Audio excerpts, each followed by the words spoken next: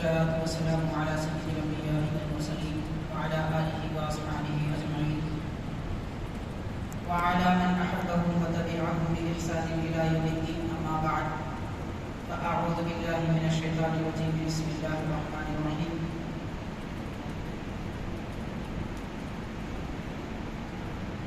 ألا إن أولياء الله لا خوف عليهم ولا هم يحزنون الذين آمنوا وكانوا يتقون.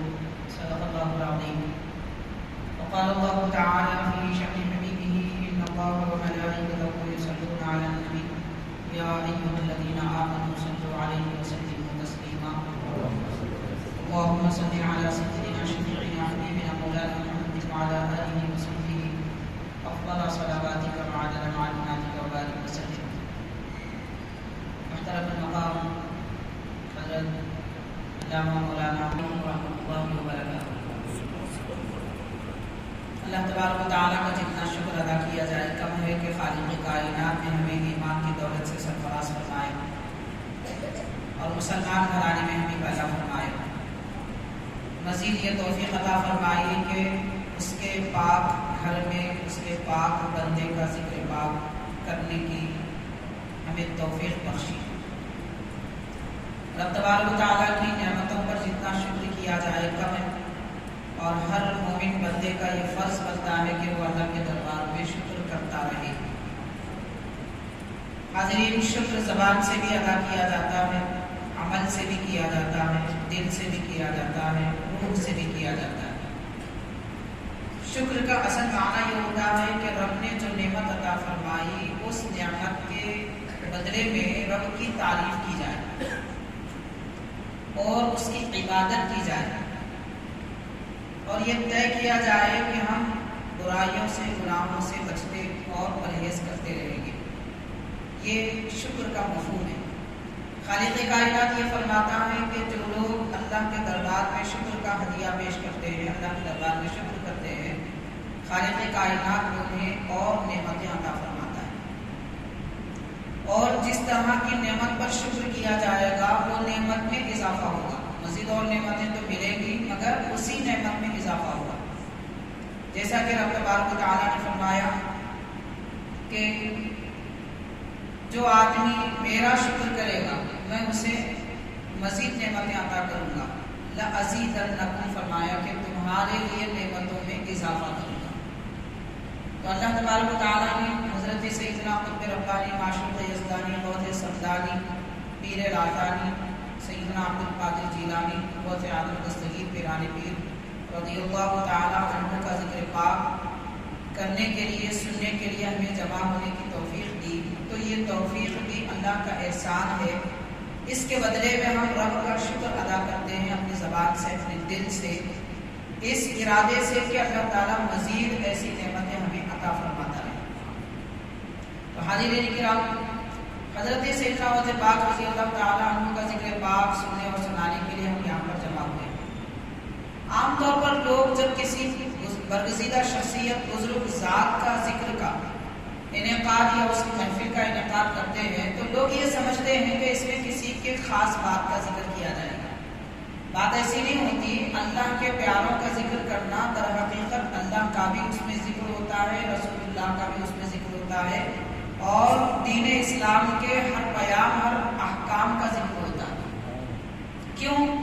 اس لیے کہ اللہ کے بندے کا ذکر کریں گے تو ظاہر ہے کہ اللہ نے انہیں کیا نعمتیں عطا فرمائی یہ ذکر کریں گے. وہ کیسی عبادت اللہ کی کرتے تھے یہ کریں گے، ان کے اخلاق کیسے تھے یہ ذکر کریں گے، اور ان کا مقام مرتبہ کیا ہے، شان و عظمت کیا ہے یہ ذکر کریں گے. تو اللہ نے ان کو جو نعمتیں دی ہیں انہیں نعمتوں کا ذکر ہوگا.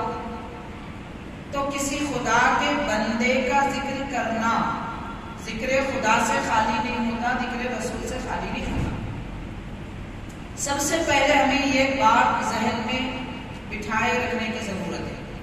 عام طور پر بڑی بڑی برگزیدہ شخصیتوں کا جب ذکر کیا جاتا ہے یا پھر اس میں اعلان کیا جاتا ہے کہ آج فلاں بزرگ کا ذکر ہوگا تو بعض لوگ سمجھتے ہیں کہ ان کا ذکر ہوگا. یاد رکھیے کہ صرف ذکر انہیں کا نہیں ہوگا جن کے نام سے محفل منعقد کی گئی ہے، جن کی یاد میں محفل منعقد کی گئی ہے، ان کے خالق کا بھی ذکر ہوگا، اور وہ جس نبی کو رسول پر کریم رحمۃ للعالمین صلی اللہ علیہ وسلم کا بھی ذکر ہوگا۔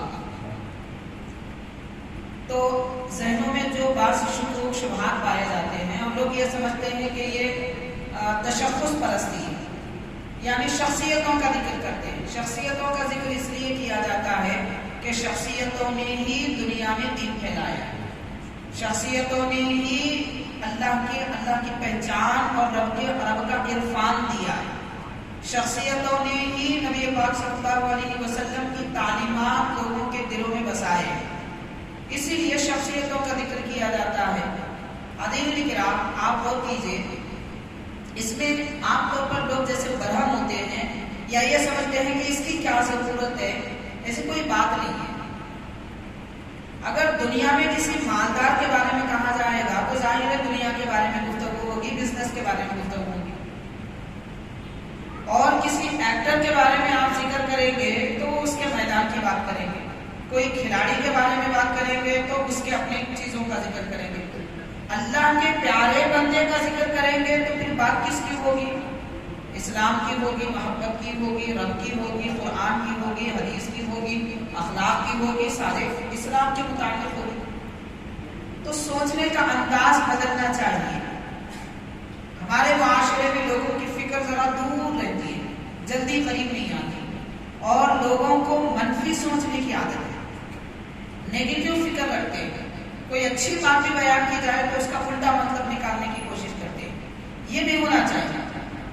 تو اس ذہن و فکر کی وجہ سے لوگ برکتوں سے دور ہو رہے ہیں، بزرگوں کی تعلیمات سے دور ہو رہے ہیں، ان کی محبتوں سے دور ہو رہے ہیں، اور ان کے فیض سے دور ہو رہے ہیں۔ حاضرین کرام، میں زیادہ اور مزید دوسری گفتگو نہیں کروں گا۔ ابتدا میں نے یہ بات اس لیے عرض کی تاکہ ہمارے ذہن و فکر پاک ہو جائے، صاف ہو جائے کہ ہم بزرگوں کا ذکر کرتے کیوں ہیں، اس کی وجہ کیا ہے۔ حاضرین، قرآن مجید میں رب تبارک و تعالیٰ نے اولیاء اللہ کا تذکرہ بڑی مقدس آیتوں میں فرمایا۔ ایک مقام پر رب نے فرمایا کہ میرے اللہ والوں کو، رب فرماتا ہے اللہ والوں کو، میرے بندوں کو، میرے دوستوں کو نہ کسی چیز کا خوف ہے، نہ کسی بات کا غم ہے۔ یاد رکھیے کہ جس بات کا اندیشہ، جس بات کا خوف ہوتا ہے، آدمی کو خوف اور غم اگر وہ موٹا تازہ ہے تو بھلا دیتا ہے، اگر وہ خوب روح ہے تو بدصورت بنا دیتا ہے، وہ خوشی میں ہے تو غمزدہ کر دیتا ہے، فکر مند کر دیتا ہے۔ تو اللہ تبارک و تعالیٰ نے اپنے محبوب بندوں کے ذہن و فکر سے، ان کے ارادوں سے، ان کے تصورات سے غم بھی نکال دیا، فکر بھی، خوف بھی نکال دیا۔ جب کسی کو خوف ہی نہیں ہے اور غم ہی نہیں ہے، پھر اس سے زیادہ خوش اور اس سے زیادہ بہتر زندگی کس کی ہو سکتی ہے؟ زندگی کتنی اچھی کیوں نہ ہو، کسی آدمی کے پاس دولت ہے، بنگلہ ہے، گاڑیاں ہیں، ساری سہولتیں ہیں، اولاد ہے، سب ہونے کے باوجود بھی غم ہے، خوف ہے، تو زندگی کا مزہ نہیں آئے گا۔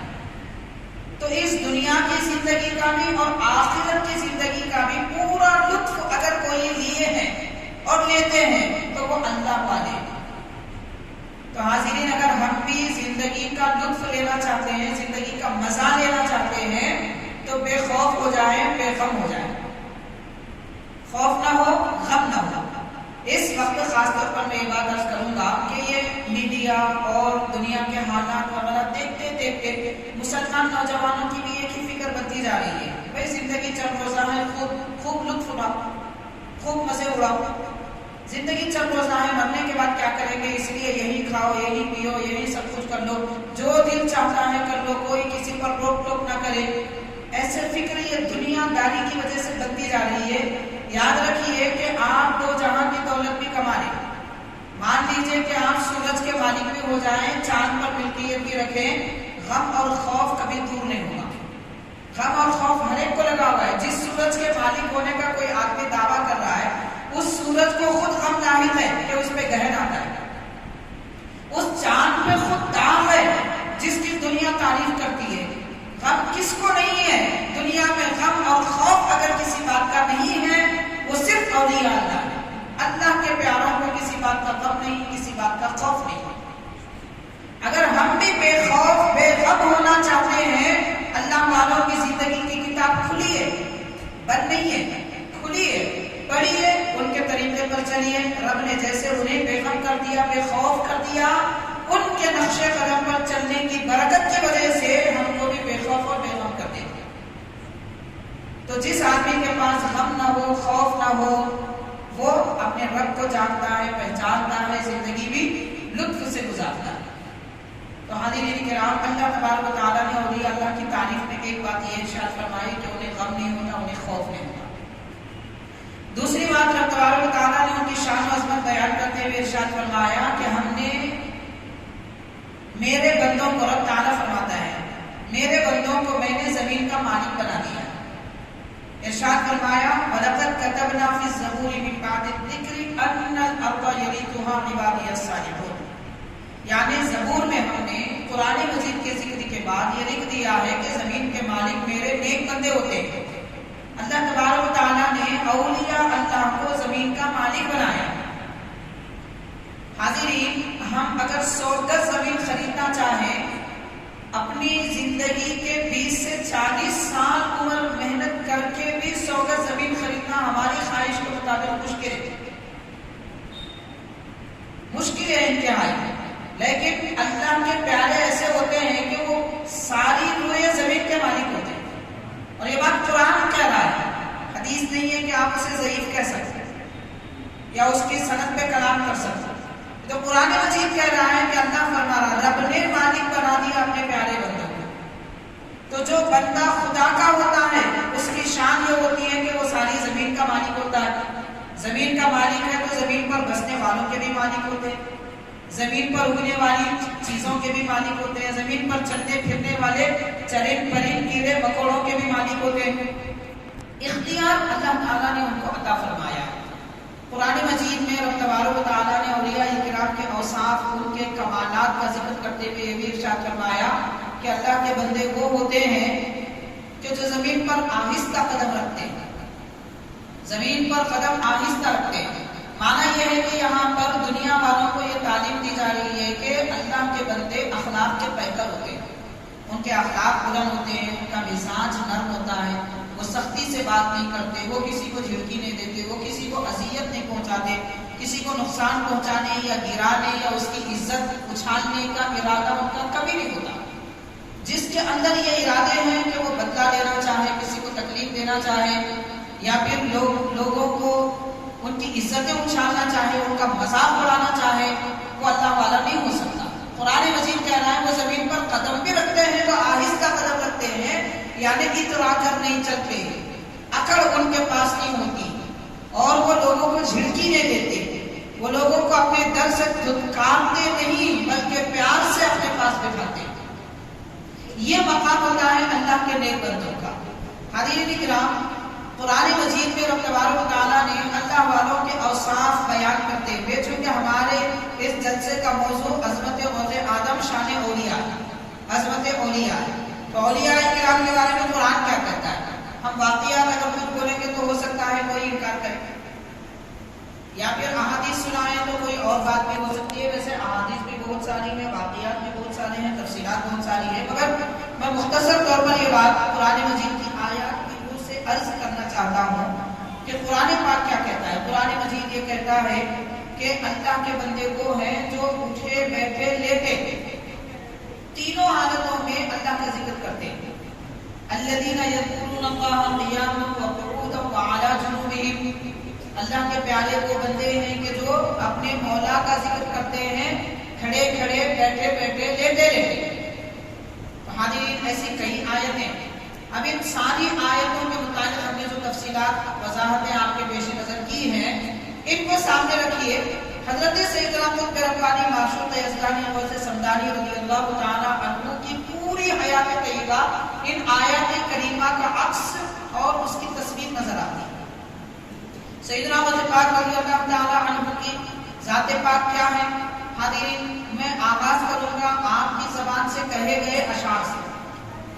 حضرت غوث پاک رضی اللہ تعالیٰ عنہ اپنی تعریف میں خود ارشاد فرماتے ہیں، پیران پیر رضی اللہ تعالیٰ عنہ اپنی تعریف میں خود ارشاد فرماتے ہیں کہ مافل مناہل منحل المستعذب، مافل مناہل منحل المستعذب الا إلا ولي فيها الألذ الأطيب. حضرت غوث پاک اپنی تعریف میں فرما رہے ہیں کہ دنیا میں کوئی پینے کی نہر، پنکھٹ، دریا، سمندر نہیں ہے، کوئی سمندر ایسا نہیں ہے مگر اس سے زیادہ میٹھا، اس سے زیادہ اچھا میرا پانی ہے. اے لوگوں، اگر تم کچھ پینا چاہتے ہو تو میرے پاس سے پیو. تو حضرت غوث پاک یہ کس پانی کی بات کر رہے ہیں؟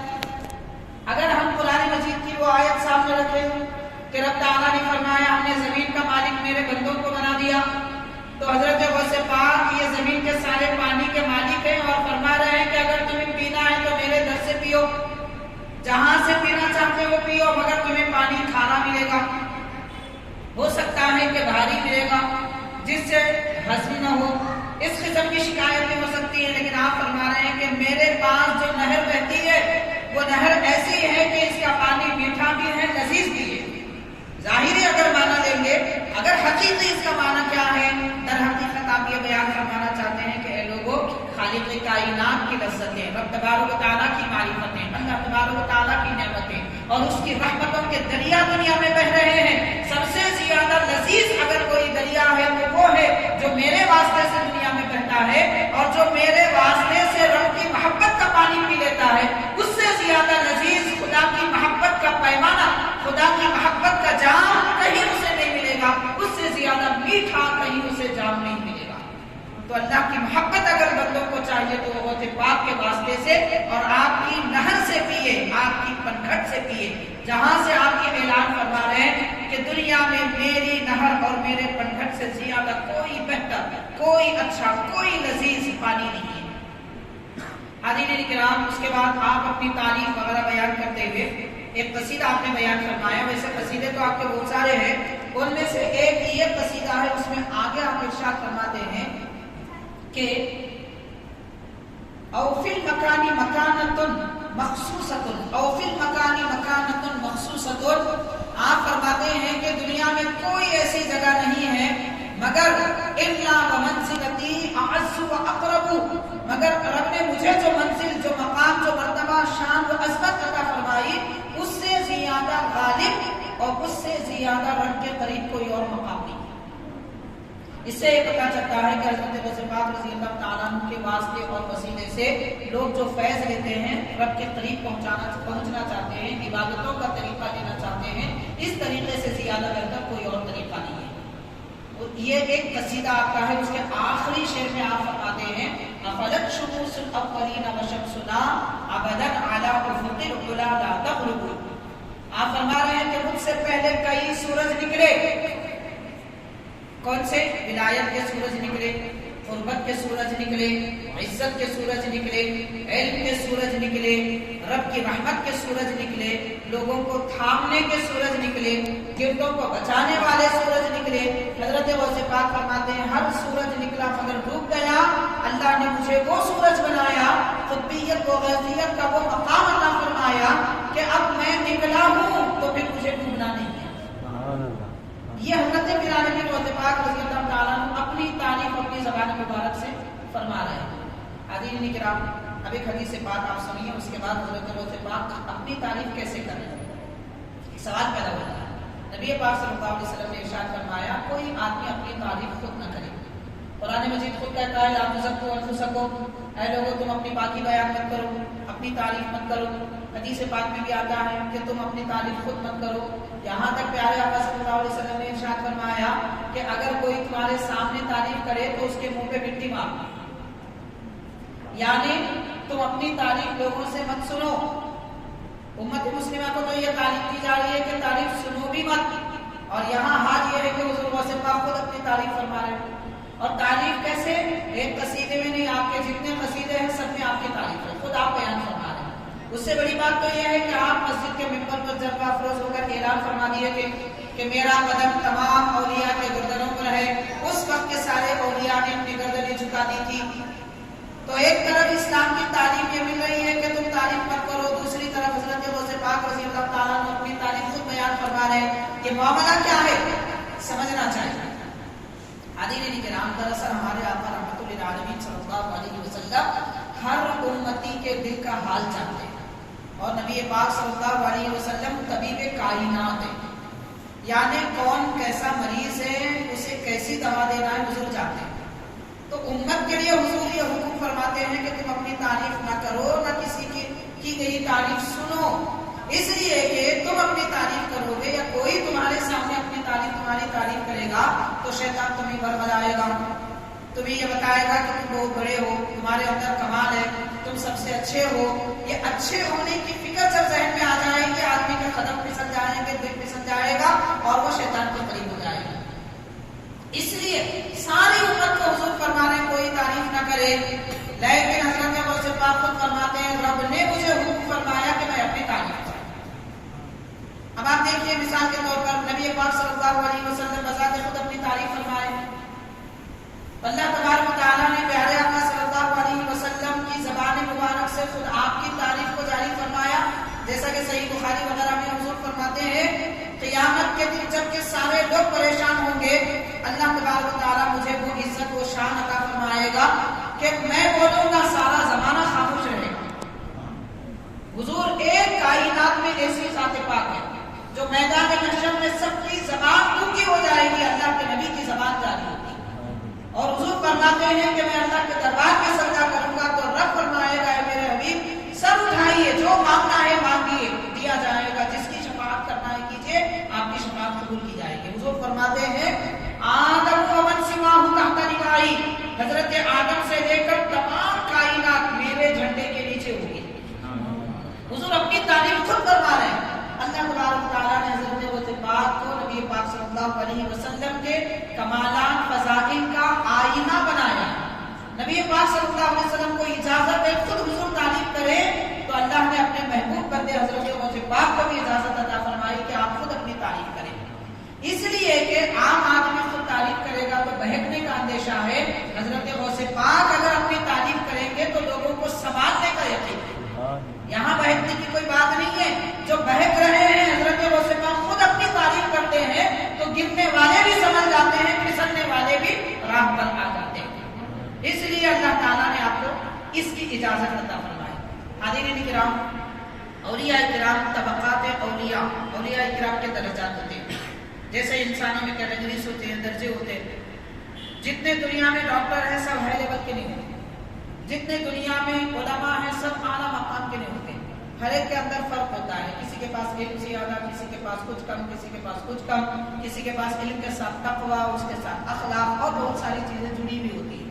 ہر آدمی ایک جیسا نہیں ہوتا، ہاں نماز میں اللہ کے دربار میں ہر آدمی ایک جیسا ہوتا ہے، بندہ خدا کا ہونے کے اعتبار سے ایک جیسا ہوتا ہے، لیکن وہی خدا جس نے سب بندوں کو ایک جیسا بنایا، اسی رب نے بندوں میں فرق بھی بنایا، کسی میں کمال بخشا، کسی میں کمال عطا نہیں فرمایا۔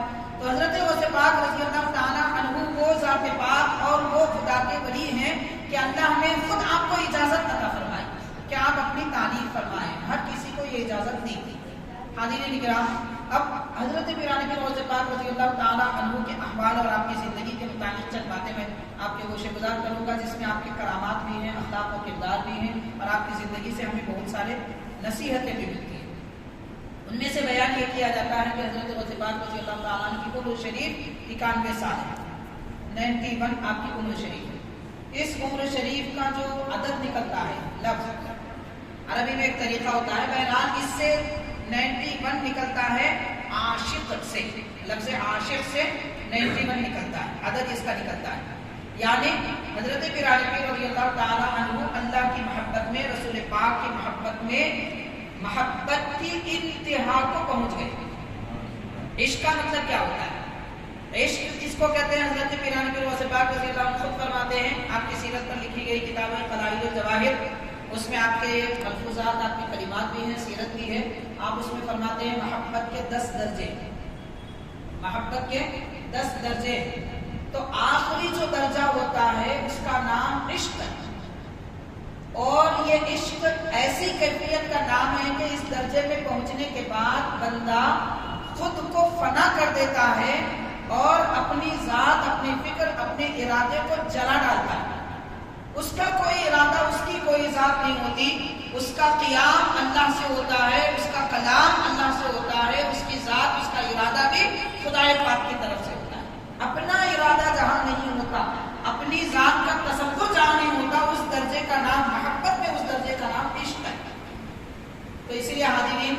دعویٰ کرنا آسان نہیں ہے. لوگ کہہ لیتے ہیں میں عاشق ہوں عاشق ہوں، اتنا آسان نہیں.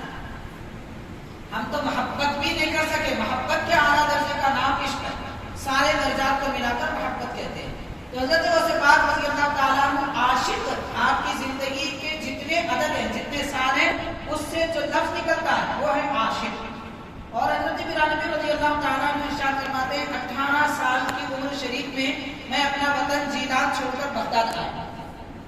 اور اس کے بعد فرماتے ہیں کہ 10 سال تک، اس کے بعد یعنی 28 سال تک، اس کے بعد 10 سال تک میں مدارس میں علم تفسیر، حدیث، فقہ وغیرہ اعلیٰ علوم حاصل کرتا رہا.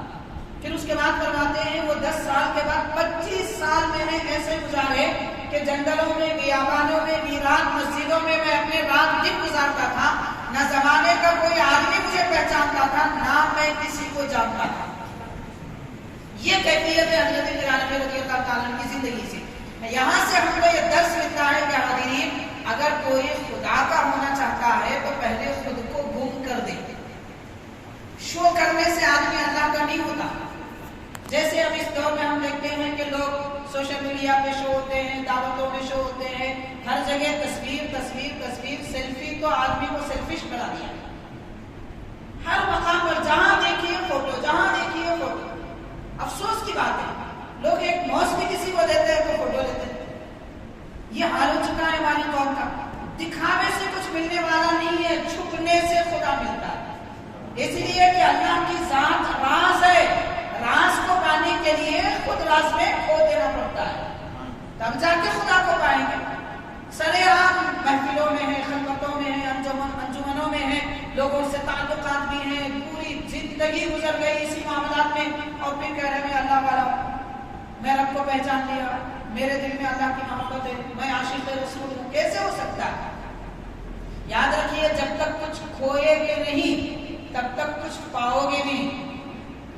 اور اللہ کی ذات، دین اسلام، رب کا عرفان، اس کی رحمت، اس کی نعمتیں تو ایک بے بہا سمندر ہے. پھر اسے پانے کے لیے کیا کیا کھونا پڑے گا. کچھ کھوئے نہ کھوئے، کم از کم اپنا ارادہ تو کھو دیں، اپنی ذات تو کھو دیں، خود کو چھپا دیں. ہمارے حضرت صدر الشیوخ علامہ سید شاہ طاہر رضوی قادری رحمۃ اللہ علیہ یہ بات اکثر ارشاد فرماتے تھے، هل جزاء الانسان الا الاحسان. اللہ تعالیٰ فرماتا ہے کہ احسان کا بدلہ احسان ہے. رب نے احسان فرمایا ہم پر اللہ نے احسان فرمایا کہ رب خود چھپ گیا اور ہمیں ظاہر فرمایا. دنیا میں ہم موجود ہیں، رب پوشیدہ ہے، وہ تو کنز مخفی ہے، پوشیدہ خزانہ ہے. تو اللہ تبارک و تعالیٰ پوشیدہ ہے، مخلوق کو اس نے ظاہر فرمایا. تو رب نے احسان کیا، تو احسان کا شکریہ کیسے ادا کیا جائے؟ حضرت صدر الشیوخ رحمۃ اللہ علیہ فرماتے ہیں کہ ہم خود اپنے آپ کو چھپائیں، صرف رب کی نعمتیں اور اس کے احسانات کو ظاہر فرمائیں. تو اس صورت میں احسان کے بدلے میں شکریہ احسان کے طریقے سے ایسا ہو سکتا ہے. تو بہرحال حاضرین کرام، حضرت غوث پاک رضی اللہ تعالیٰ عنہ فرماتے ہیں 25 سال میں نے ایسے گزارے کہ دنیا میں کوئی آدمی مجھے جانتا نہ پہچانتا. حضرت غوث پاک رضی اللہ تعالیٰ عنہ اعلانات اور اپنی شان و عظمت جو اظہار فرماتے تھے، اس وقت بڑے بڑے اکابر اولیاء کرام تھے. حضرت ابو مدین مغربی رحمۃ اللہ علیہ، حضرت ابو یوسف حمدانی رحمۃ اللہ علیہ، اور حضرت شیخ حماد دباس رحمۃ اللہ علیہ، حضرت علی حیدی رحمۃ اللہ علیہ. بڑے بڑے اکابر اولیاء اصفیاء اس زمانے میں تھے. ابتدائی زمانہ میں جیسے حضرت شیخ حماد دباس رحمۃ اللہ علیہ اور بہت سارے بزرگ حضرات ہیں، ان سے حضرت غوث پاک نے باضابطہ علم بھی سیکھا ہے. لیکن جب آپ کو اللہ تعالیٰ نے اپنی خطبیت کا اعلان کرنے کا حکم فرمایا، آپ کے غوث ہونے کا اعلان کرنے کا حکم فرمایا، تو اولیاء کرام چونکہ وہ جانتے ہیں باطن کیا ہے، راز کیا ہے، پوشیدگی کیا ہے. اعلان کرنے والا آپ دنیا میں سب کے سامنے کچھ بھی کہہ لیں، لوگ مان لیں گے، لیکن جن کی نظر لوگوں کے دلوں پہ ہوتی ہے، جن کی نظر لوگوں کی روح پر ہوتی ہے، جن کی نظر اس کے باطنی مقام پر ہوتی ہے کہ یہ اللہ کے پاس کتنا پہنچا ہوا ہے، وہ کسی کی بات آسانی سے نہیں مانتے. تو حضرت غوث پاک کو سب اولیاء نے مانا ہے. اور اولیاء وہ ہوتے ہیں جن کی آنکھ کی نظر کے ساتھ دل کی بھی نظر ہوتی ہے، جن کے سر کی آنکھوں کے علاوہ دل کی بھی آنکھ ہوتی ہے. وہ دل کی آنکھ سے دیکھتے ہیں.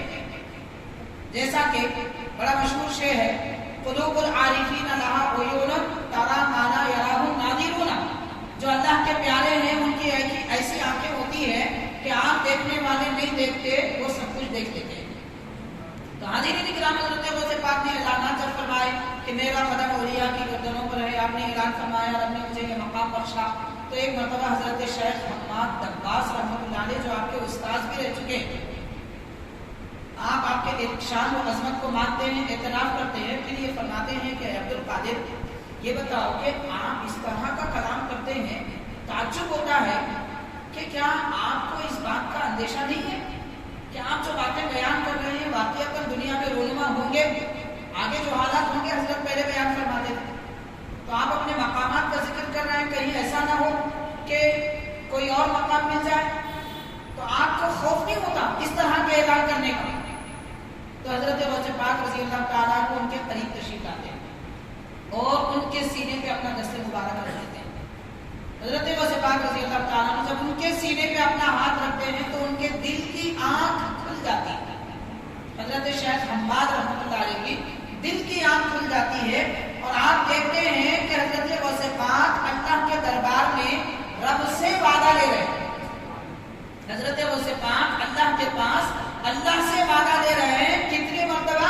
70 مرتبہ وعدہ لے رہے ہیں کہ اے پروردگار، تو نے مجھے جو نعمتیں، مقامات، شان و عظمت عطا فرمائی، ان عظمتوں کو دوبارہ کبھی مجھ سے نہیں چھیننا، ہمیشہ وہی نعمتوں میں باقی رکھنا. 70 مرتبہ اللہ تعالیٰ سے آپ نے وعدہ لیا.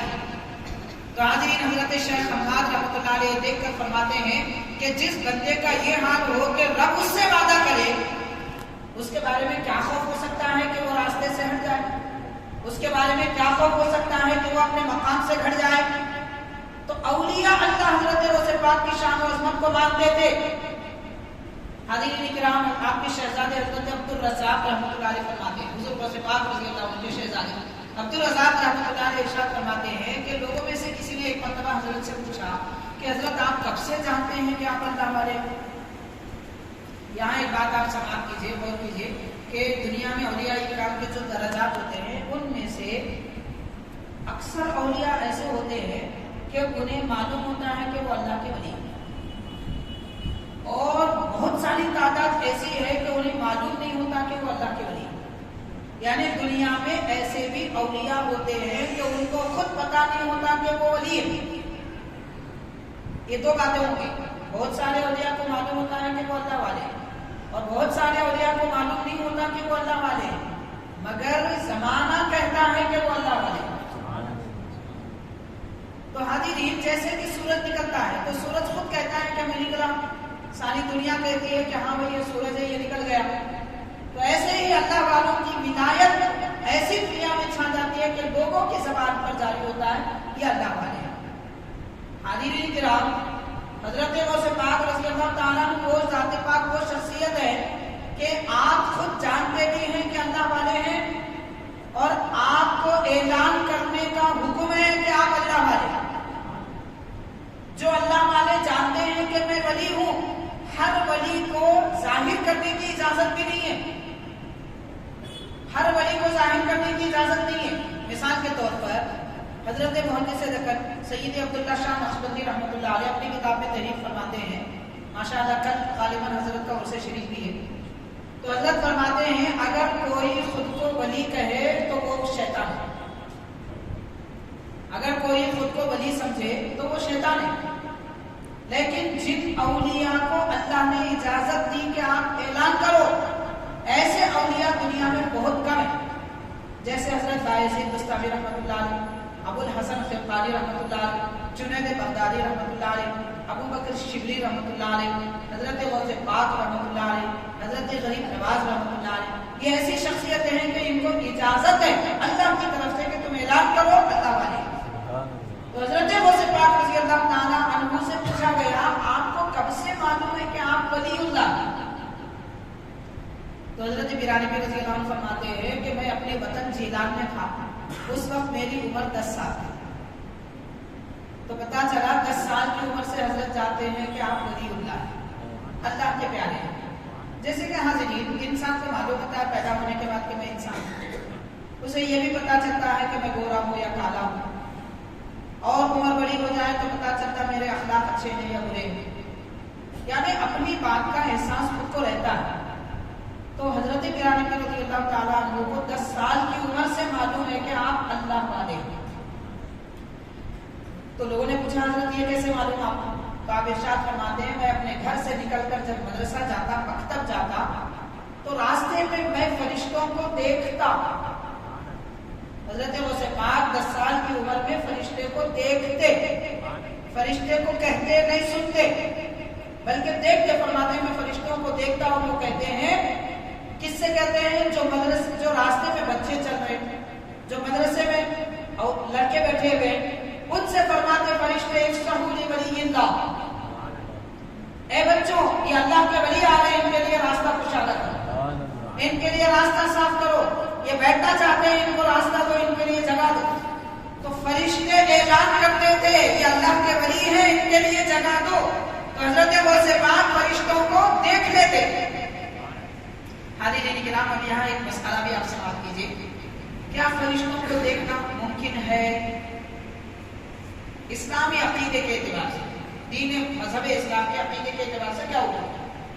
ہر کوئی دعویٰ نہیں کر سکتا میں فرشتے کو دیکھوں۔ تو علماء کرام یہ تحریر فرماتے ہیں کہ عام آدمی سے ممکن ہی نہیں ہے کہ وہ کسی بھی فرشتے کو دیکھے، عام آدمی سے ہو ہی نہیں سکتا کہ وہ کسی فرشتے کو دیکھے، یہ ممکن نہیں۔ اس کے بعد اللہ کے محبوب بندے اولیاء بھی ہوں، اولیاء کا بھی اگر ہوں تو وہ فرشتوں کو نہیں دیکھ سکتے۔ البتہ صحابہ کرام جو نبی پاک صلی اللہ علیہ وسلم کی خدمت میں جلوہ افروز رہتے، وہ عام فرشتوں کو دیکھ سکتے تھے، مگر چاند جو بڑے فرشتے ہیں انہیں نہیں دیکھ سکتے، عام فرشتوں کو دیکھ سکتے۔ تو خاص طور پر زیادہ جن دو شخصیتوں نے فرشتوں کو زیادہ دیکھا حضور کی صحبت میں رہ کر، فرشتے کو فرشتے کی شکل میں، حضرت ابوبکر صدیق، حضرت فاروق اعظم رضی اللہ تعالیٰ۔ علامہ یوسف نبہانی رحمۃ اللہ علیہ اپنی کتاب میں یہ نقل فرماتے ہیں، آپ ارشاد فرماتے ہیں باقی صحابہ کرام کم وقت میں کبھی کبھار دیکھے، البتہ ہر مومن فرشتے کو دیکھ سکتا ہے۔ کب؟ جبکہ فرشتہ فرشتے کی شکل میں نہ ہو، انسانی شکل میں آ جائے یا کوئی اور صورت میں آ جائے، بادل کی شکل میں آ جائے یا پھر ہواؤں کی شکل میں آ جائے، تو شکل بدلے تو فرشتے انسان فرشتے کو دیکھ سکتا ہے مومن۔ جیسا کہ ایک صحابی رسول قرآن مجید پڑھ رہے تھے، صحیح بخاری کی حدیث، قرآن میں قرآن مجید پڑھ رہے تھے، آسمان سے قندیلوں کی چادر اترتی نظر آئی۔ دوسرے دن صبح انہوں نے حضور کی خدمت میں عرض کیا تو پیارے آقا صلی اللہ علیہ وسلم نے فرمایا یہ فرشتے تھے، اللہ کی رحمت آ رہی تھی۔ یعنی فرشتے کو اس وقت صحابہ نے بھی نور کی شکل میں دیکھا، فرشتے کو فرشتے کی شکل میں اس وقت نہیں دیکھا۔ تو حاضرین اللہ کے اولیاء میں حضرت غوث پاک رضی اللہ تعالیٰ عنہ کو وہ مقام حاصل ہے کہ آپ فرشتوں کو فرشتوں کی شکل میں دیکھ لیتے ہیں۔ یہ مقام اللہ تعالیٰ حضرت پیارے نبی غوث پاک رضی اللہ عنہ کو عطا فرمایا۔ چنانچہ آپ فرماتے ہیں میں نے فرشتوں کو دیکھا، وہ کہہ رہے ہیں کہ اللہ کے ولی کے لیے جگہ دو اے لوگوں۔ حاضرین یہ اعلان جب آتا ہے اس کے بعد حضرت پیارے نبی فرماتے ہیں کہ ایک مرتبہ میں نے ایک اچھی عمر والے شخص کو دیکھا، وہ فرشتوں سے پوچھ رہے ہیں۔ اب ظاہر ہے کہ وہ کوئی انسان نہیں تھے جو پوچھ رہے ہیں، کیونکہ انسان ہوتے تو فرشتوں سے بات کیسے کرتے۔ حضرت غوث پاک فرما رہے ہیں میں نے اسی عمر میں اسی درمیان میں جب فرشتے میرا اکرام کرتے تھے تو میں نے لوگوں سے ایک آدمی کو دیکھا، وہ کہہ رہے ہیں کہ فرشتوں سے پوچھ رہے ہیں کہ ماں جہادت غلط، اس لڑکے کا معاملہ کیا ہے، یہ شہزادے کیا مقام رکھتے ہیں جو آپ اتنی تعریف کر رہے ہیں۔ تو فرشتوں میں سے ایک فرشتہ کہتا ہے لہو شأن عظیم یؤتی ولا یمنع یمکن ولا یحجا، اس شہزادے کی شان اتنی بڑی ہے اور وہ ظاہر ہوگی، یہ کسی کو دے گا تو دنیا میں کوئی روک نہ سکے گا، اور یہ کسی پہ قبضہ جمائے گا تو کوئی اسے منع نہیں کر سکے گا۔ فرشتے حضرت غوث پاک کی بچپن میں میں 10 سال کی عمر میں یہ تعلیم بیان کرنا. حاضرین کرام، اس کے بعد حضرت پیران پیر فرماتے ہیں اس شخص کو میں نے پھر دوبارہ نہیں دیکھا بعد میں جب میری عمر 40 سال ہوئی. جب میری عمر 40 سال ہوئی تب میں نے اس آدمی کو جس نے فرشتوں سے پوچھا تھا میں نے دوبارہ دیکھا، تب میں نے جانا کہ یہ رجال الغیب میں سے ہے. رجال الغیب کون ہوتے ہیں؟ رجال الغیب اللہ کی مخلوقات میں سے ایک مخلوق ہے اور وہ انسان بھی ہو سکتے ہیں، انسان کے سوا دوسری مخلوق بھی ہو سکتی ہے، سب ہو جاتے ہیں. لیکن جو رجال الغیب میں شامل ہوتے ہیں، رجال الغیب کا مطلب غیب میں چھپے رہنے والے آدمی، ان کا مقام کیا ہوتا ہے؟ وہ رہتے ہیں دراصل ملک یمن کے ایک پہاڑ میں. ایک پہاڑ پر ان کی جائے سکونت ہے. ایک سیکنڈ میں مشرق سے مغرب تک پہنچ جا سکتے ہیں، اتنا اختیار، اتنی رفتار ان کی ہوتی ہے. اور وہ اس دنیا وہ آسمان کے سوا بھی دوسرے مقامات میں پہنچ جاتے ہیں. اس کا بھی ایک واقعہ میں آپ کو سناؤں گا جو حضرت غوث پاک سے متعلق ہے. تو رجال الغیب میں سے ہیں، مجھے اس وقت معلوم ہوا کہ یہ وہی شخص ہیں، رجال الغیب میں سے تھے، اسی لیے انہوں نے فرشتوں کو دیکھا اور فرشتوں سے بات کی. حاضرین کرام، حضرت سیدنا غوث پاک رضی اللہ تعالی عنہ اپنے بچپن کے احوال میں ارشاد فرماتے ہیں کہ ایک مرتبہ میں اپنے گھر سے نکلا تاکہ کھیل کود کروں، یہ ارادہ ہوا. میں ابھی نکلا ہی تھا، کھیل کے ارادے سے غیب سے آواز آئی کہ اے مبارک کہاں جاتے ہو، ہمارے پاس آؤ. یعنی غیب سے ندا آئی. اس کو یہ غیب سے جو ندا آتی ہے اسے ہاتف غیبی بھی کہتے ہیں، صوت سرمدی بھی ہو سکتی ہے. صوت سرمدی کا مطلب کیا؟ حاضرین، صوت سرمدی کا معنی ہوتا ہے اللہ کی طرف سے ایک آواز دی جاتی ہے. اللہ کی آواز کوئی بھی نہیں سن سکتا سوائے انبیاء کرام، سوائے انبیاء کے اللہ کی آواز کوئی نہیں سن سکتا. لیکن اللہ کی طرف سے آواز دی جاتی ہے، نہیں معلوم کو کون سی آواز ہے، اسے صوت سرمدی کہتے ہیں. اولیاء اللہ عبادت کرتے کرتے ایک مقام پر پہنچتے ہیں تو وہ صوت سرمدی بھی سنتے ہیں، نفس الرحمان سونگھتے ہیں. صوت سرمدی مطلب رب کی طرف سے دی جانے والی آواز. نفس الرحمان کا معنی ہوتا ہے رب کی طرف سے جاری ہونے والی سانسیں. اللہ سانس سے پاک ہے مگر اللہ کی طرف سے آتی ہے، رب کی نہیں ہوتی. اللہ سانس سے پاک ہے کیونکہ سانس جس کی ہوتی ہے وہ روح کا محتاج، اللہ تعالیٰ روح سے بھی پاک ہے، اسے کسی کی حاجت نہیں ہے، وہ زندہ ہے، جاوید ہے، ہمیشہ سے ہمیشہ تک ہے. تو اللہ والے صوت سرمدی بھی سنتے ہیں، نفس الرحمان بھی سونگھتے ہیں اور وہ ان کے مقام کے اعتبار سے اس کی خوشبو بدلتی رہتی ہے. تو حضرت غوث پاک رضی اللہ تعالیٰ عنہ کو آواز آئی کہ اے مبارک کہاں جاتے ہو، میرے پاس آؤ. تو اس آواز میں ایک ہیبت تھی. ہیبت کیا ہوتی ہے؟ ہیبت روب اور محبت کو داخل کرتی ہے، خوف نہیں، ایک قسم کی ہیبت تھی. تو وہ ہیبت آپ کے دل پہ طاری ہو گئی تو آپ فرماتے ہیں میں دوڑتا ہوا میری ماں کی گود میں پڑ جاتا، جب بھی یہ آواز سنتا اور ماں مجھے اپنے سینے سے لگا لیتی تو اطمینان ہو جاتا. تو حاضرین، حضرت غوث پاک رضی اللہ تعالیٰ عنہ بچپن میں اپنے احوال اور مقامات اس طریقے سے بیان فرماتے ہیں. اور یہ بھی فرماتے ہیں کہ ایک مرتبہ میں اپنے گھر کے باہر نکلا اور دیکھا کہ بچے کھیل رہے ہیں اور بچے جیسے شرارت کرتے ہیں، شرارت کرتے کرتے ایک بیل کے پیچھے دوڑ رہے ہیں. تو میں نے بھی ایک قدم آگے بڑھایا تھا کہ بیل کے پیچھے جاؤں. تو ایک روایت میں آتا ہے غیب سے آواز آئی اور ایک روایت میں آتا ہے بیل کو رب نے زبان دی. تو بیل کہتا ہے یا عبد القادر ما خلقت لہذا، اے عبد القادر جیلانی آپ اس کام کے لیے نہیں پیدا ہوئے ہیں. مطلب کیا؟ مطلب یہ کہ آپ حیوانوں کے پیچھے چلنے کے لیے نہیں بلکہ ساری انسانیت کو اپنے پیچھے چلانے کے لیے آئے. تو حاضرین، ایک بیل اور جانور بھی جانتا ہے حضرت غوث پاک کے بچپن میں کہ غوث پاک کا مقام کیا ہے. اب ہم کلمہ پڑھیں، نمازیں پڑھیں، روزے رکھیں، سب کریں اور غوث پاک کی شان نہیں معلوم تو وہ بیل سے بدتر ہے. کیونکہ چوپائی کو بھی پتا ہے غوث اعظم کا مقام کیا ہے. اگر ہمیں نہیں معلوم ہے تو پھر افسوس کی بات ہے. جس طرح کے حاضرین نماز، روزہ، زکوٰۃ، حج، دین کے معمولات اور دین کی ضرورتیں، ضروریات کا جاننا ہمارے لیے لازم ہے. اللہ کے پیاروں کی شان و عظمت اور ان کا مقام و مرتبہ جاننا اور ماننا بھی لازم ہے. تو بہرحال حضرت غوث پاک رضی اللہ تعالیٰ عنہ کے بچپن کے یہ احوال ہیں. ان احوال میں آپ کے جو رجال الغیب کے متعلق ایک بات جو میں نے آپ سے کہا تھا اس کے متعلق بھی عرض کروں گا. حضرت خضر علیہ السلام بیان فرماتے ہیں. اصل میں خضر نام ہے آپ کا. خضر آپ کو اس لیے کہتے ہیں، حضرت خضر علیہ السلام 4 انبیاء ایسے ہیں کہ جو ظاہری طور پر بھی ان پر موت طاری نہیں ہوئی. انبیاء کرام ان کی موت کے بعد بھی زندہ ہیں. موت کا مطلب کیا؟ موت کا مطلب یوں سمجھ لیجیے، ایک شاعر نے بڑے اچھے انداز میں کہا، ایک لمحے کے لیے آئی تھی انہیں بھی موت، پھر ہمیشہ کے لیے ان کی موت مر گئی. موت کس کو کہتے ہیں؟ کہ ایک مقام سے دوسری جگہ منتقل ہونے کا نام موت ہے. تو انبیاء کرام زمین کے اوپر سے زمین کے اندر منتقل ہو جاتے ہیں، اس لیے اس کا نام موت ہے اور کوئی فرق نہیں ہے.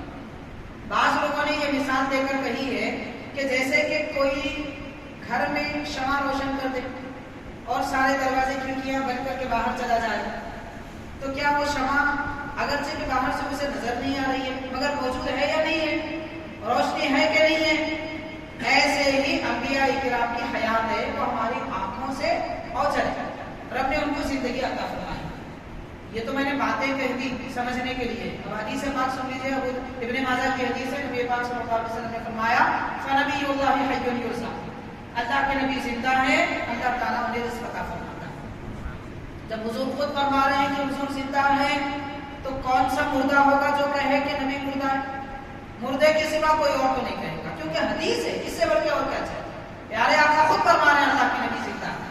تو بہرحال حاضرین، اصل بات کی طرف میں آ رہا ہوں. 4 انبیاء کرام ایسے ہیں کہ جن پر موت اب تک طاری نہیں ہوئی، قیامت کے قریب طاری ہوگی. 2 آسمان میں ہیں، 2 زمین پر. 2 آسمان میں، ایک جنت میں حضرت ادریس علیہ السلام اور حضرت عیسیٰ علیہ السلام 4تھے آسمان پر. زمین پر جو 2 انبیاء کرام ہیں، حضرت الیاس علیہ السلام، حضرت خضر علیہ السلام، جنہیں ہم خضر علیہ السلام کہتے ہیں. حضرت الیاس علیہ السلام سمندروں میں راہ بھٹکنے والوں کی ہدایت کے لیے مقرر ہے، اور حضرت خضر علیہ السلام جنگلوں میں جو لوگ راہ بھٹکتے ہیں ان کی رہنمائی کے لیے اور اولیاء اللہ کو منازل سلوک طے کرانے کے لیے مقرر ہے. یہ حضرت خضر علیہ السلام کا مقام ہے. تو حضرت خضر علیہ السلام کے متعلق ایک بڑے بزرگ ارشاد فرماتے ہیں، ان سے میری ملاقات ہوئی تو میں نے پوچھا کہ خضر آپ کا مقام کیا ہے؟ تو آپ نے فرمایا کہ اللہ نے مجھے یہ مقام عطا فرمایا کہ میں غوث اعظم کے سوا دنیا میں جتنے اولیاء ہیں، اوتاد ہیں، ابدال ہیں اور اختاب ہیں، یہ سارے لوگ میرے ماتحت ہوتے ہیں. سب پر میری بات چلتی. حضرت خضر علیہ السلام فرماتے ہیں لیکن رجال الغیب میں کچھ ایسے لوگ ہیں کہ ان تک میری رسائی نہیں ہے اور وہ میرے ماتحت ہیں. وہ کیسے؟ آپ فرماتے ہیں کہ دنیا کی سیر کرتے ہوئے ایک مقام پر پہنچ گیا. کون سے مقام پہ پہنچے اس کا کوئی اندازہ نہیں، نہ زمین، نہ آسمان، نہ سورج، نہ چاند اور نہ مریخ وغیرہ جتنے بھی یہ جو سیارے ہیں، کوئی سیارہ نہیں تھا اس کے سوا کوئی اور مقام تھا. حضرت خضر فرماتے ہیں میں سیر کرتا ہوا اس مقام پر پہنچا تو دیکھا کہ ایک سمندر کے کنارے کوئی اپنی شال توڑے ہوئے لیٹے ہوئے. مجھے تعجب ہوا کہ اس عالم میں کون انسان ہو سکتا ہے، اس عالم میں، کیونکہ یہاں تک کسی انسان کی تو بات رجال الغیب کی بھی رسائی نہیں ہو سکتی. رجال الغیب بھی وہاں نہیں پہنچ سکتے. میں ایسی جگہ تھا تو کوئی اوڑے پہ لیٹے ہوئے، میں قریب گیا اور حضرت کو اللہ نے وہ مقام دیا تھا، اس لیے آپ فرما رہے ہیں کہ میں انہیں اپنی ٹھوکر لگانا چاہتا تھا، پاؤں لگا کے انہیں اٹھانا چاہتا تھا. تم کون ہو، یہاں کیوں آئے ہو؟ ابھی ارادہ کیا ہوا تھا. وہ اندر سے آواز دیتے ہیں کہ اے خضر رک جاؤ، آپ مجھے ہاتھ نہیں لگا سکتے، آپ مجھے چھو نہیں سکتے. تو فرماتے ہیں حضرت خضر علیہ السلام کے تعجب ہوا. تو پہلے تو وہ ایسے مقام پہ ہیں جہاں صرف میں جا سکتا ہوں، اور پھر دوسرا یہ کہہ رہے ہیں کہ میں انہیں چھو نہیں سکتا. پھر مجھے محسوس ہوا کہ وہ خاتون ہے، مرد بھی نہیں ہے، خاتون ہے. تو میں نے کہا کہ آپ کون ہیں؟ آپ کا حلیہ کو خاتون کا نظر آتا ہے. تو ارشاد فرماتی ہیں کہ میں رجال الغیب میں سے ہوں. یعنی رجال الغیب سے مراد غیب اللہ تعالیٰ نے ایک مقام دیا ہے غیب میں رہنے والی شخصیتیں، خواہ وہ مرد ہو یا عورت، ان میں سے ہوں، تو آپ فرماتے ہیں حضرت خضر علیہ السلام آپ یہاں تک پہنچے کیسے؟ اور اس علاقے میں میرے علاقے میری اجازت کے بغیر کوئی نہیں آ سکتا۔ تو وہ خاتون کہتی ہیں کہ میں شیخ عبد القادر جیلانی غوث اعظم دستگیر کے ماتحت ہوں، اور جو ان کے ماتحت ہوتے ہیں وہ کہیں بھی جا سکتے ہیں۔ تو حاضرین، حضرت خضر علیہ السلام یہ فرما رہے ہیں غوث اعظم کا یہ مقام ہے کہ ان کے ماتحت رہنے والے رجال الغیب بھی اس جگہ پہنچ سکتے ہیں جہاں میری اجازت کی ضرورت ہے، اور وہ میری اجازت کے بغیر جا سکتے ہیں۔ یہ شان و عظمت، یہ مقام اللہ تعالیٰ نے حضرت پیران پیر غوث پاک رضی اللہ تعالیٰ کو عطا فرمایا۔ اب حاضرین غور کریں، ہم اپنی زندگی کا جائزہ لیں کہ ہمارا کوئی اپنا نہ مقام ہے، نہ شان ہے، نہ کوئی بات۔ ہر وقت ہم دنیا میں پڑے ہوئے دولت کی خاطر اپنے ماں باپ کو تک تکلیف پہنچاتے ہیں، اولاد کا حق ادا نہیں کرتے، پڑوسیوں کا حق ادا نہیں کرتے، زبان کرتے، دل کرتا، ارادے کرتے، تصورات کرتے، سب کچھ رہتے ہوئے بھی اگر کوئی یہ کہتا ہے کہ نعوذ باللہ استغفر اللہ، میں اللہ والوں کے جیسا، اور پھر اللہ والے ہمارے جیسے، یا غوث پاک ہمارے جیسے، نعوذ باللہ استغفر اللہ، اس قسم کی باتیں کریں، تو اب آپ سوچ لیجئے وہ جو محاورہ ہے ہمارے دکن کا، پتی کہاں پتی کا شوربہ کہاں، اتنا سا پرندہ ہوتا ہے، اسے ذبح کر کے شوربہ بنائیں گے، تو پتی کہاں پتی کا شوربہ کہاں، ہمارا حال تو ایسا ہے۔ حاضرین کرام، دوسری بات یہ کہ جب ہمارے غوث اعظم جن سے ہم محبت رکھتے ہیں ان کا اتنا اونچا مقام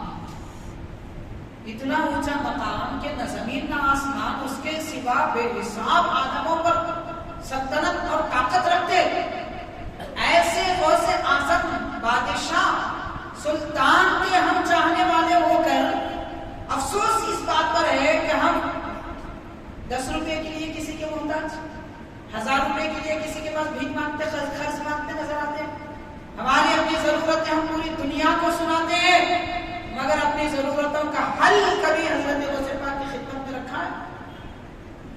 توجہ ہونی چاہیے ایک مسلمان کو، اگر پریشانی لاحق ہے، مصیبت میں مبتلا ہے، توجہ کریں، کوئی درود پڑھیں، ثواب حضرت غوث پاک کی خدمت میں عرض کریں، حضرت سے عرض کریں کہ حضرت یہ مصیبت میں گرفتار، آپ لوگوں کی بلیاں بناتے ہیں، اللہ نے آپ کو یہ مقام عطا فرمایا کہ 14 عالموں پر حضرت غوث پاک کی حکومت ہے، 14 عالموں پر حکومت ہے حضرت غوث پاک کی، 14 عالموں کے سلطان، اس عالم کے ایک معمولی سے کیڑے جیسے انسان ہم جیسے لوگوں کی بھلائی نہیں کریں گے؟ حاضرین کرام، اس لیے حضرت نے فرمایا افلت شموس الاولین وشمسنا ابدا علی افق العلا لا تغرب، کہ ہم سے پہلے کئی سورج نکلے ڈوب گئے، مگر ہمارا سورج ایسا ہے کہ جب نکلا ہے تو پھر ڈوبے گا نہیں۔ حاضرین کرام، حضرت سیدنا غوث پاک رضی اللہ تعالیٰ عنہ کی شان و عظمت اور کیا بیان کی جائے۔ اب یہاں ہمارے دکن کے جو اکابر بزرگان دین ہیں ان کا حضرت غوث پاک سے کیا تعلق رہا ہے، وہ چند باتیں عرض کر کے میں اپنی بات ختم کروں گا۔ شیخ الاسلام عارف باللہ حضرت سیدنا امام محمد انوار اللہ فاروق علیہ رحمۃ اللہ بانی جامع نظامیہ، جامع نظامیہ کے آپ فاؤنڈر ہیں۔ حاضرین 150 سال سے زیادہ عرصہ ہو چکا ہے جامع نظامیہ کو قائم کر کے۔ حضرت شیخ الاسلام رحمۃ اللہ علیہ کا اس سے بعد بھی 105 یا 106 سال ہے، جو اگلے 2 مہینے میں عرص شریف آنے والا ہے۔ حضرت غوث پاک رضی اللہ تعالیٰ عنہ کا غوث پاک رضی اللہ تعالیٰ عنہ سے انتہائی قریبی تعلق، کیسا تعلق تھا؟ آپ کے متعلق آتا ہے کہ آپ فتوحات مکیہ کا سبق دیتے تھے لوگوں کو۔ فتوحات مکیہ دراصل ایک عالم معیار کی کتاب ہے، علم تصوف کی کتاب ہے۔ اس زمانے میں آپ سمجھ لیجئے کہ اس دور میں دنیاوی تعلیم میں سب سے ٹف اگر کوئی سبجیکٹ ہے تو وہ میتھمیٹکس ہے، سب سے ٹف ہے، اس کو حل کرنا بہت مشکل ہے۔ تو ایسے ہی علم تصوف ہے، علم تصوف میں سب سے ٹف اگر کوئی کتاب ہے، مشکل ترین کتاب ہے تو وہ فتوحات مکیہ، انتہائی مشکل۔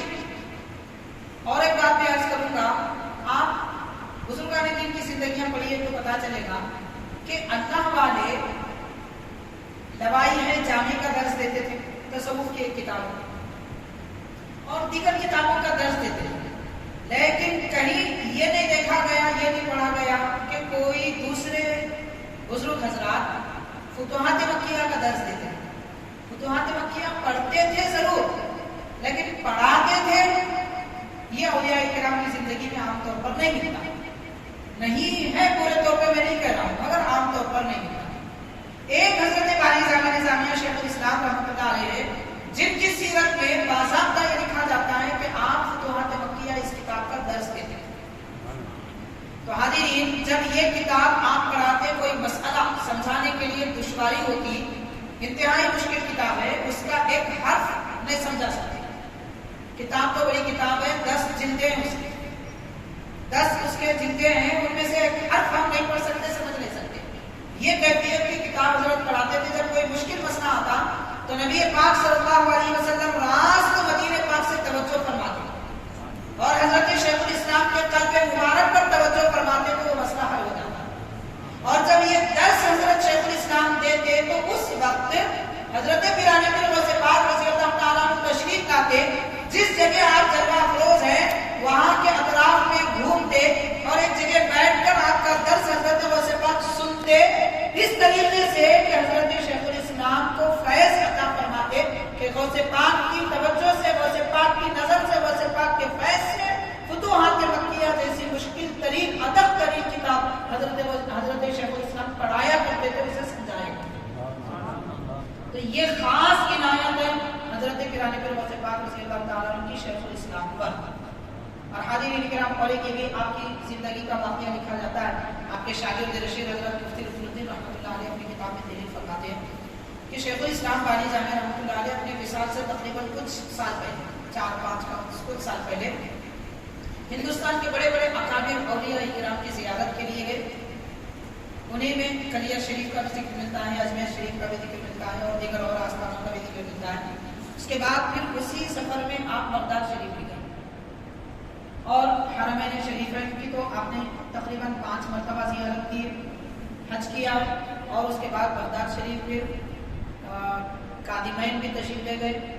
حضرت مولا علی رضی اللہ تعالیٰ، حسنین کریمین، امام حسن رضی اللہ تعالیٰ اور دیگر اہل بیت کرام کے مزارات کی بھی آپ نے زیارت کی. تو اس سفر کے درمیان میں لکھا جاتا ہے جب آپ بغداد شریف گئے، حضور غوث پاک رضی اللہ تعالیٰ کے آستانے پر حاضری دی تو وہاں کے سجادے صاحب آئے جن کا نام حضرت سید ابراہیم گیلانی رحمۃ اللہ علیہ. تو حضرت سید ابراہیم گیلانی رحمۃ اللہ علیہ تشریف لائے اور حضرت شیخ الاسلام سے یہ فرمایا آپ حیدرآباد سے آئے. تو حضرت شیخ الاسلام فرماتے ہیں کہ ہم حیدرآباد سے آئے، چلیے آپ ہمارے پاس، کہ ہمارے پاس ضیافت کا انتظام، آپ دور سے آئے ہیں، ہم نے ضیافت کا اہتمام کیا. جبکہ حضرت شیخ الاسلام کے آنے کی ان کو پہلے سے کوئی اطلاع نہیں ہے. فون کا دور نہیں تھا، خط و کتابت بھی نہیں ہوئی تھی، تعارف بھی نہیں تھا.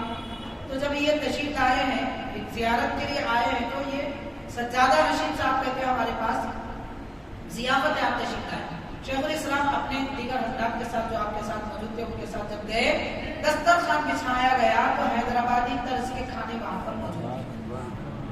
یعنی مہمان کی آمد ہونے والی ہے، جیسے پہلے سے معلوم ہوتا ہے کہ حیدرآباد سے کوئی آ رہا ہے تو حیدرآبادی طرز کے کھانے بنیں گے. لیکن آپ کے آنے کی، شیخ الاسلام کے آنے کی خبر سجادہ رشید صاحب کو نہیں ہے.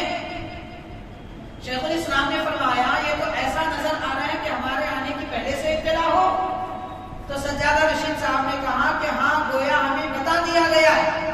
یعنی حضرت غوث پاک نے فرمایا تھا، آپ کے دل میں یہ بات ڈالی تھی کہ مہمان ہمارے حیدرآباد سے آ رہے، اسی لیے ان کی پسند کا کھانا تیار کیا جائے. تو حاضرین، شیخ الاسلام بانی جامع نظامیہ رحمۃ اللہ علیہ حضور غوث پاک رضی اللہ تعالیٰ عنہ کے خوشہ نصیبوں میں سے ہیں اور آپ کے چاہنے والوں میں سے ہیں، آپ کے مریدین میں سے ہیں. مریدوں کی بھی عزت اور ان کا اکرام حضرت پیرانے پیر غوث پاک اس طریقے سے فرماتے ہیں. تو غور کیجئے، سیدنا پیرانے پیر رضی اللہ تعالیٰ عنہ کے وصال کو صدیاں گزر گئی، اس کے بعد بھی کوئی آپ کے پاس آتے ہیں تو آپ اس طرح ان کی عزت کا لحاظ رکھتے ہیں اور ان کی ضیافت کا اہتمام فرماتے ہیں.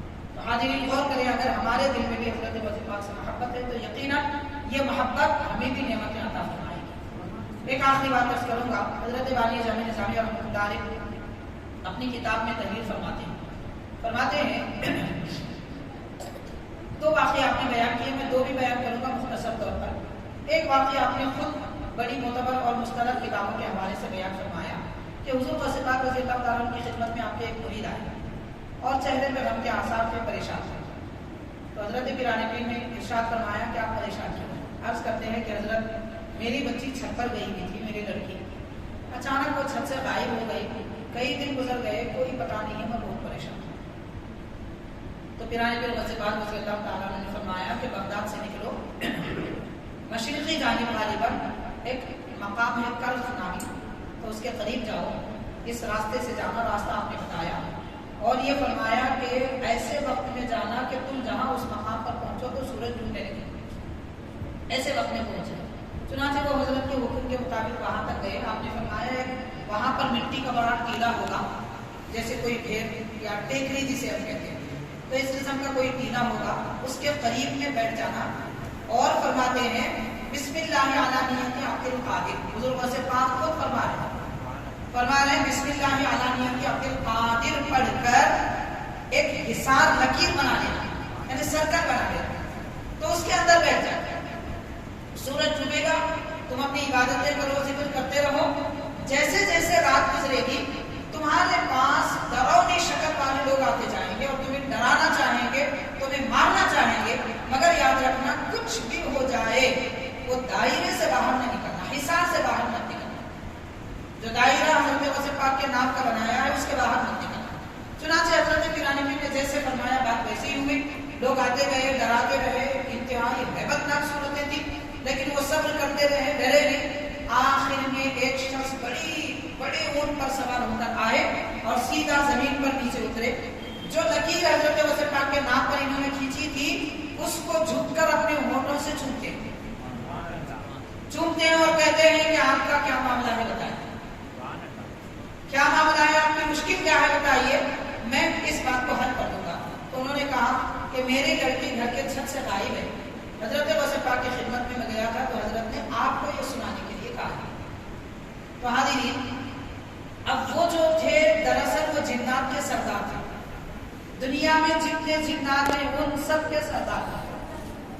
तो उन्होंने फौरन जितने लोग गए थे वो सब जिन्नात थे, वो एक मकाम से दूसरे मकाम की तरफ जा रहे हैं।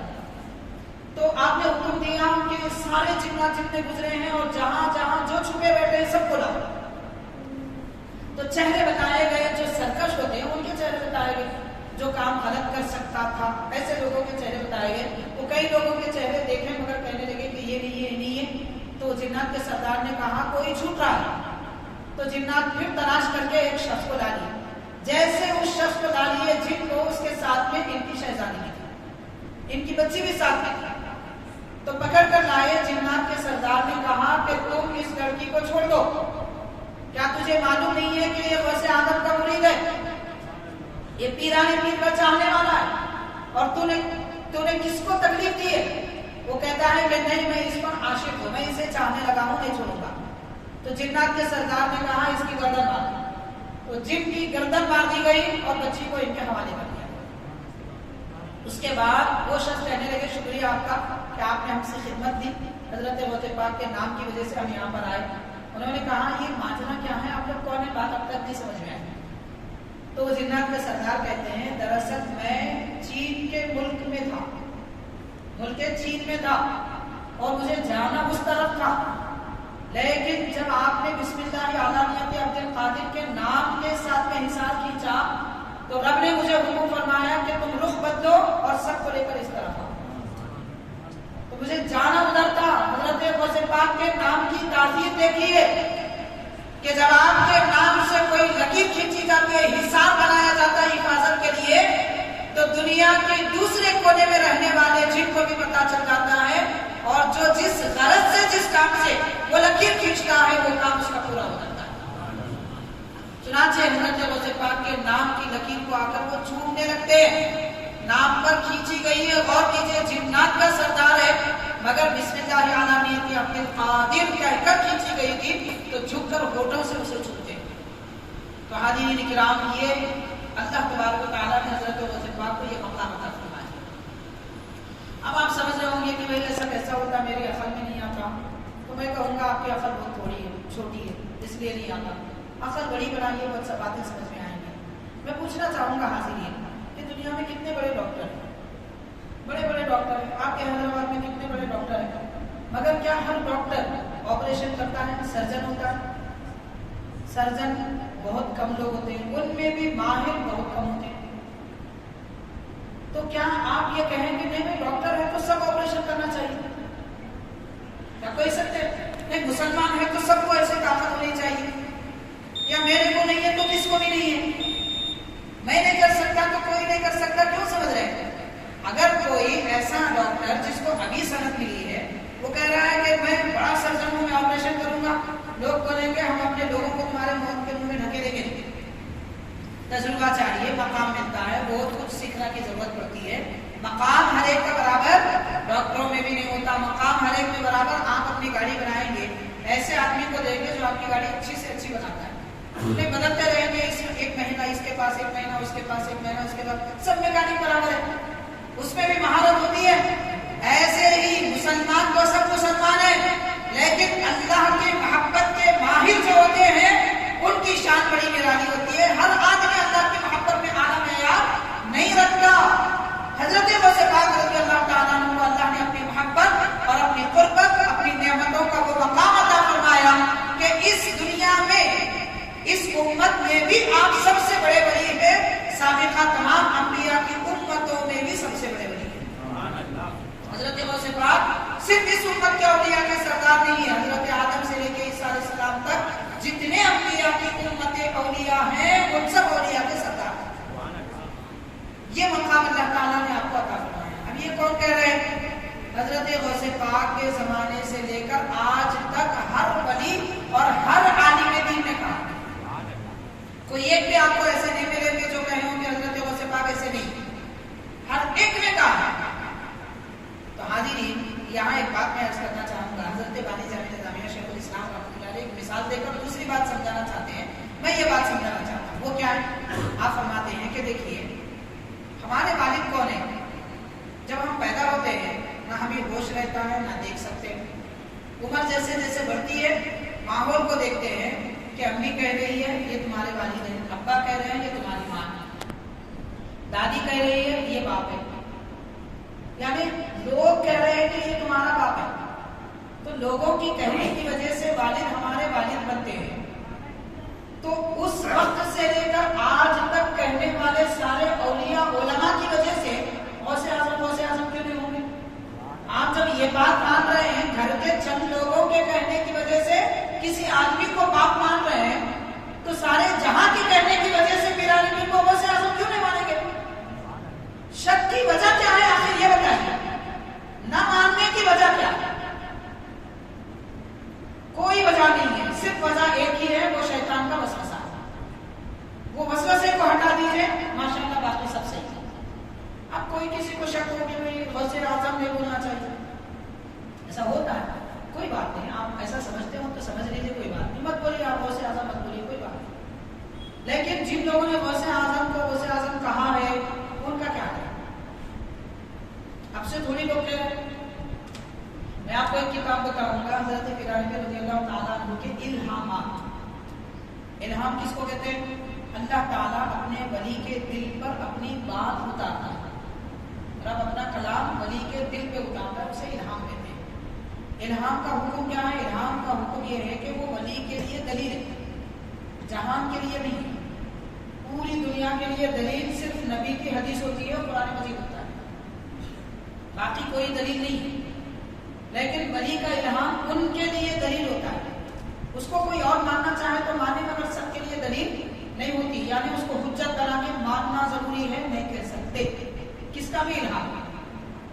لیکن حاضرین، حضرت غوث پاک رضی اللہ تعالیٰ عنہ کے الہامات کی ایک کتاب ہے، مختصر رسالہ، اس میں 40 الہامات ہیں، یعنی اللہ نے حضرت غوث پاک سے فرمایا، رب نے غوث اعظم سے کیا فرمایا، غوث اعظم خود فرمایا کہ اللہ نے مجھ سے یہ فرمایا، اللہ نے مجھ سے یہ فرمایا، اللہ نے مجھ سے یہ فرمایا، 40 باتیں فرمائی۔ اس میں ہر ایک بات سے پہلے رب فرما رہا ہے یا غوث اعظم، اللہ فرما رہا ہے اے غوث اعظم، اس کے بعد فرماتا ہے کہ تم میری عبادت کرو، میری معرفت حاصل کرو۔ تو ایسے 40 حکم، 40 باتیں رب نے فرمائے، ہر ایک انعام سے پہلے رب نے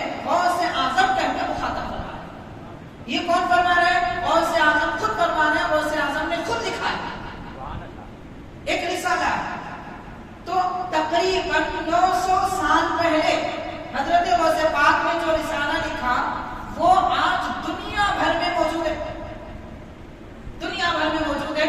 اس کو چھاپا گیا، پڑھا گیا، پڑھایا گیا. نہ صرف یہ بلکہ دکن کے تاجدار حضرت بندہ نواز غیث الدراز سید محمد حسینی رحمۃ اللہ علیہ گلبرگہ شریف کے جو بزرگ ہیں، آپ نے یہ الہامات کی شرح فرمائی، اس کی تفصیلات، اس کی وضاحتیں فرمائی فارسی زبان میں. تو حاضرین اس میں بھی غوث اعظم کے کلمات ہیں. شاہ ولی اللہ محدث دہلوی رحمۃ اللہ علیہ ہندوستان کے بڑے محدث ہیں. وہ اپنی کتاب انفاس العارفین میں تقریباً 4 مقامات پہ غوث اعظم لکھتے ہیں. حضرت والی جامع نظامیہ شیخ الاسلام بانی جامع رحمۃ اللہ علیہ غوث الثقلین غوث اعظم کے کلمات استعمال فرمائے. اور ایسے ہی بڑے بڑے اکابر بزرگوں نے حضرت پیران پیر کو غوث اعظم کے نام سے یاد کیا. لہٰذا غوث اعظم کہنا کوئی برائی کی بات نہیں ہے، کوئی کفر و شرک کی بات نہیں ہے. اب رہی یہ بات کہ بھئی اللہ غوث اعظم سب سے بڑا مددگار تو اللہ تعالیٰ ہے. اس میں کس نے کہا کہ اللہ نہیں؟ اللہ تعالیٰ یقیناً سب سے بڑا مددگار ہے، مگر اللہ تعالیٰ جس کو چاہے بڑا مددگار بناتا بھی، اللہ کی قدرت ہے. غوث پاک کو کوئی خدا نہیں مانتا ہے تو کافر ہے، لیکن رب کی عطا سے مانتا ہے کہ رب نے یہ نعمتیں ان کو عطا فرمائی. بہرحال حاضرین کرام، حضرت پیران پیر خطب ربانی معشوق یزدانی رحمۃ اللہ علیہ کی زندگی اور سیرت پاک کے متعلق چند باتیں ہم نے آپ کے گوشے گزار کی. ایک نصیحت کی بات اور ایک یاد آ رہی ہے، میں آپ کا قول بیان کروں گا. حضرت پیران پیر کی زندگی میں اخلاق، کردار اور لوگوں کے ساتھ مہربانی کے بے شمار سبق ہمیں ملتے ہیں. کس طریقے سے آپ لوگوں کے ساتھ مہربانی فرماتے ہیں. آپ کا ایک قول عرض کروں گا. آپ فرماتے ہیں کہ میں نے اللہ کی قربت اللہ کے قریب پہنچانے والے سارے راستوں کا تجربہ کر لیا. یعنی وہ راستے جو فرض نہیں، نفل یا دوسرے اور درجے کے مقام رکھتے ہیں، تو ایسے میں نے سارے راستوں کا تجربہ کر لیا. فرماتے ہیں بندے کو خدا کے قریب سب سے زیادہ جو راستہ کرتا ہے وہ یہ ہے کہ بھوکے کو کھانا کھلایا جائے. بھوکے کو کھانا کھلانا بندے کو سب سے زیادہ رب کے قریب کرنے والا ہے. تو حاضرین آپ غور کریں کہ آج ہم اپنی حالت دیکھیں کہ ہم اپنی کمائی کرتے ہیں، اپنا پیٹ بھرتے ہیں، اپنے بال بچوں کی فکر کرتے ہیں، لیکن ہم اپنے پڑوسیوں کو بھول جاتے ہیں، رشتہ داروں کو بھول جاتے ہیں، بھائی بہنوں کو بھول جاتے ہیں، اور ہمارے مسجد کے ائمہ اور خدمت گزاروں کو بھول جاتے ہیں، دین کی خدمت کرنے والے لوگوں کو بھول جاتے ہیں. تو پیران پیر غوث پاک فرما رہے ہیں لوگوں کے ساتھ ہمدردی کا معاملہ ایک ایسا معاملہ ہے اس کے ذریعے بندہ اللہ کے سب سے زیادہ قریب ہوتا ہے. اور اس کے بعد یہ بھی ارشاد فرماتے ہیں کہ یہ ساری دنیا اگر میرے قبضے میں دی جائے، ساری دنیا کا اگر مجھے مالک بنا دیا جائے، تو میں اس دنیا میں سے صرف رزق یعنی کھانا دوں گا اور سارے جہاں میں تقسیم کروں گا، باقی کسی چیز کی ضرورت ہی نہیں. تو اس سے اندازہ کیا جائے کہ لوگوں کو کھلانا، لوگوں کو مطلب بھوکوں کو کھلانا، جو بھوکے ہیں، جو ضرورت مند ہے، ان کو دینا کتنا زیادہ ثواب کا کام ہے. اس لیے حاضرین ہم بہت کچھ کر لیتے ہیں، شادیوں میں ڈیکوریشن کر لیتے ہیں، عقیقے کے نام پر بہت کچھ فضول خرچی کر لیتے ہیں، دوسرے اور کاموں پر بہت کچھ فضول خرچی کر لیتے ہیں، لیکن جہاں جتنا پیسہ ہم مفت میں اڑا رہے ہیں وہی پیسہ اگر کسی غریب کے گھر میں راشن کے ذریعے کیا جائے، یا اسے تحفہ دے دیا جائے، یا اسے ایک سال بھر کا خرچ سمجھ کر دے دیا جائے جس سے وہ آرام کی زندگی کوئی غریب گزارے، تو یہ عمل ہمیں اللہ کے سب سے زیادہ قریب کرنے والا ہے. تو ساری تعلیمات حضرت غوث پاک کے ذریعے ہم کو یہ ملتا ہے سبق کہ ہم ہمدردی کا معاملہ کریں لوگوں کے ساتھ. تو میرا حاضرین کرام، حضرت غوث پاک رضی اللہ تعالیٰ عنہ کی زندگی بڑی تابناک زندگی ہے. آپ کی سیرت پاک بہت زیادہ عظمت والی سیرت پاک ہے، جتنا کہا جائے کم ہے. ہم نے جو کچھ کہا سنا یہ بالکل مختصر ہے، اور آپ کا ذکر کرنے والے، آپ کی یاد منانے والوں کے اوپر آپ کی خاص نظر عنایت اور توجہ ہوتی ہے. جیسا کہ آپ نے اس واقعے سے سنا، بسم اللہ علانیت عبد القادر اتنا کہنے سے بلائیں ٹل گئی، آصف نکل گیا، مصیبتیں نکل گئی، اور کوئی بھی لڑکی مل گئی تو ماشاءاللہ پھر کیا کچھ نعمتیں نہیں ملے گی. تو ہمیں چاہیے کہ ہم توجہ کریں، دنیا داروں کی طرف توجہ نہ کریں. ہم اپنی فکر اپنے ذہن میں فلم ایکٹروں کو بساتے ہیں، کرکٹرز کو بساتے ہیں، دنیا میں مالدار کون ہے یہ دیکھتے ہیں، دنیا میں پڑے ہوئے، دنیا سے ہٹیے، اللہ کی طرف ذہن لگائیے، اللہ کے اولیاء کی طرف ذہن لگائیے، ان کو اپنے ذہن و فکر میں بسائیے. پھر دیکھیے کہ ذہن پاک، دل پاک، روح پاک، تو زبان بھی پاک ہوگی، زندگی بھی پاک ہوگی، بدن بھی پاک ہوگا، اور محفلیں بھی پاک ہوگی، خلوتیں بھی پاک ہوگی، انجمنیں بھی پاک ہوگی۔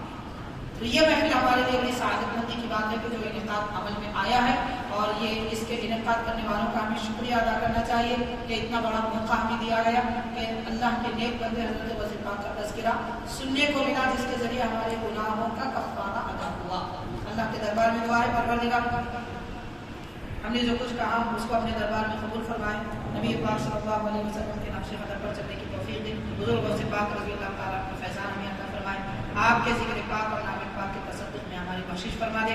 ربنا تقبل منا الفاتحہ محمد صلاۃ تنجینا بها من جميع الاحوال والآفات وتقضي لنا بها جميع الحاجات وتطهرنا بها من جميع السيئات وترفعنا بها عندك اعلى الدرجات وتبلغنا بها اقصى الغايات من جميع الخيرات في الحياة وبعد الممات ان الله وملائكته يصلون على النبي يا ايها الذين امنوا صلوا عليه وسلموا تسليما اللهم صل على سيدنا